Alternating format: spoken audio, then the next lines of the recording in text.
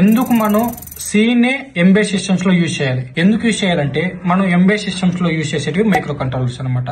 ఆ micro controller లో are micro control use చేయొచ్చు, పిక్ మైక్రో కంట్రోల్ యూజ్ చేస్తాము, లేదంటే 8051 మైక్రో కంట్రోల్ యూజ్ చేస్తాం. వాట్ ఎవర్ మైక్రో కంట్రోలర్ ఎక్కడైనా సరే మనం ఎంబెడ్ సిస్టమ్స్ లో మైక్రో కంట్రోల్ యూజ్ చేసినప్పుడు ఆ మైక్రో కంట్రోలర్ ఆర్కిటెక్చర్ కి సి అనేది చాలా కంపాటబుల్ అనమాట. ఆ హార్డ్వేర్ నే ఈజీగా యాక్సెస్ చేసుకోవచ్చు. ఇప్పుడు మనం సి లాంగ్వేజ్ యూజ్ చేసి చాలా ఈజీగా ఆ మైక్రో కంట్రోల్ యొక్క మెమరీని యాక్సెస్ చేసుకోవచ్చు.